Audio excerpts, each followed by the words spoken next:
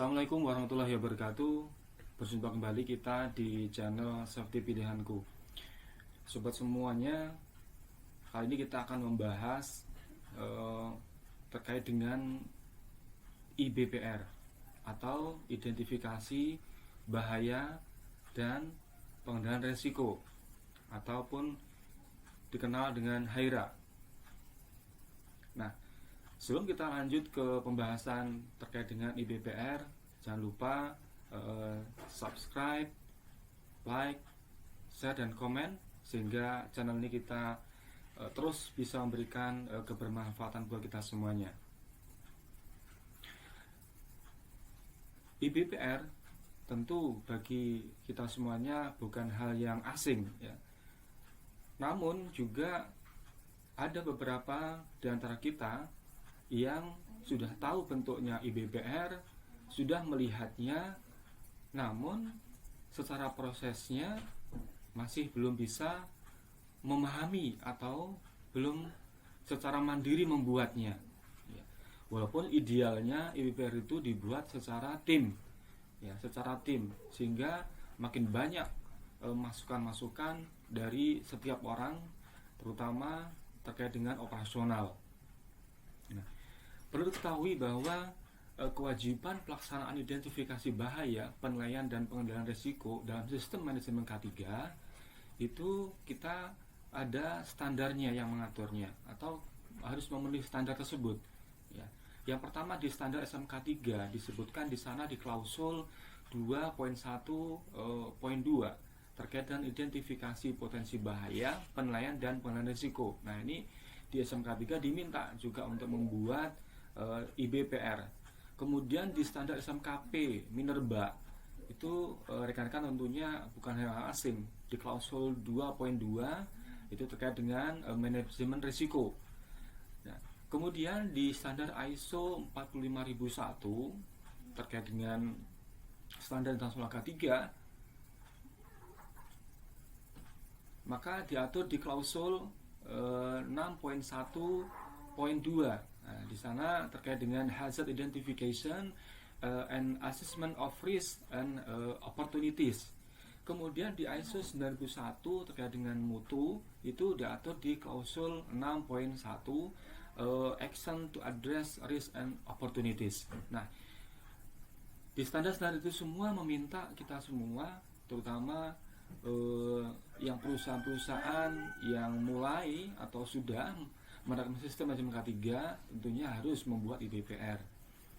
Baik, kita akan sedikit menyampaikan terkait dengan IBPR, ya, sehingga kita bisa memahaminya dengan mudah. Kalau kita bicara IBPR, tentu kita harus tahu singkatan apa IBPR. Di awal kita sudah sampaikan, IBPR adalah singkatan dari identifikasi bahaya dan pengendalian risiko. Dari kata-kata itu sudah tersirat bahwa ada bahaya, kita identifikasi. Kemudian dari bahaya itu tentu ada risiko. Maka risiko itu yang harus kita kendalikan. Setiap kegiatan tentu ada bahaya, dan setiap bahaya akan kita lihat risikonya. Dan risiko yang kita lihat atau kita nilai, maka dapat ditentukan apakah risiko itu bisa kita terima atau risiko itu kita harus kendalikan. Ini yang harus kita tentukan. Nah, untuk bisa menilai risiko itu bisa kita terima atau harus kita kendalikan, maka kita harus menerapkan kriteria risikonya.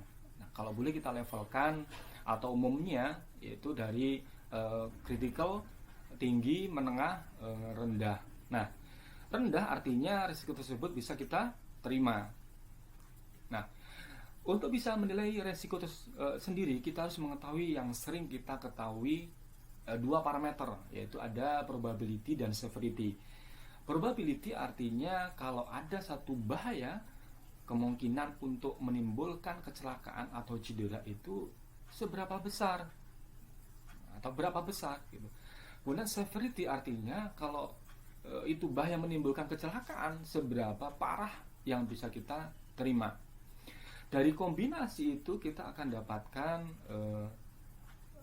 satu nilai risiko, ya.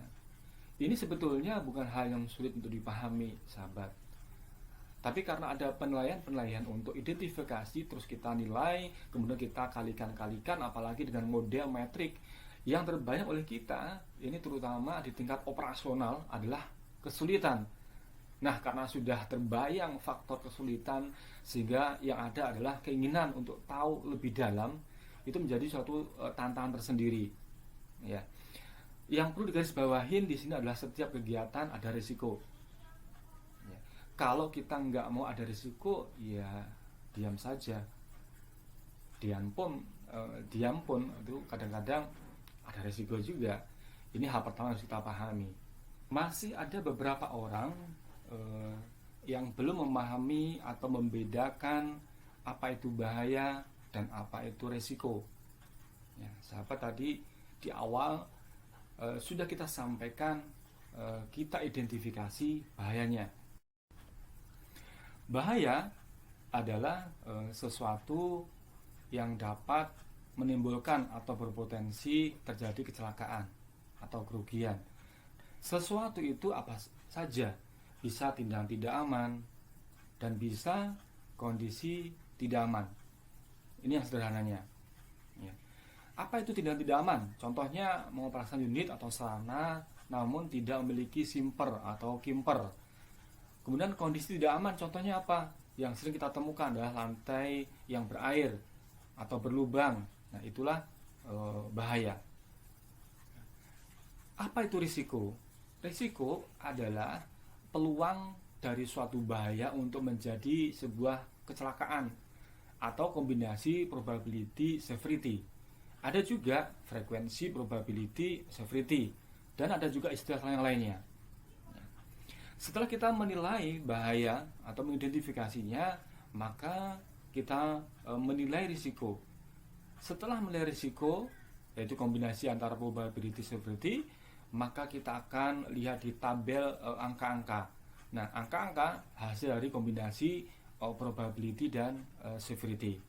Nah, kalau kita bicara detail probability, kita anggap suatu contoh, air yang mengenang di lantai, itu probabilitas orang terpleset dan jatuh seberapa besar? Bisa terjatuh kadang-kadang atau jarang. Nah, ini ada angka-angkanya. Kalau terjatuh, apakah kakinya patah, terkilir, atau kepala bocor? Nah, ini adalah severity. Ini diberikan nilai juga. Nilai yang berkaitan probability dan severity dikalikan dan hasilnya itulah disebut nilai resiko. Dari nilai resiko tersebut akan dicocokkan dengan standar yang telah kita tetapkan atau kita tentukan. Ada angka-angka, bisa dari 0 sampai dengan 10 atau 0 sampai 100, terserah kita tentukan dan kita kelompokkan, bisa ke critical, high, dan medium. Nah, cukup menarik sahabat yang kita diskusikan pada hari ini. Nah, untuk lebih dalam lagi nanti kita akan lanjutkan di pertemuan berikutnya. Tetap di channel Safety Pilihanku. Semoga bermanfaat buat kita semuanya. Terima kasih dari saya, kurang lebihnya saya mohon maaf, dan tetap semangat, sehat dan sukses selalu kita semuanya. Wassalamualaikum warahmatullahi wabarakatuh.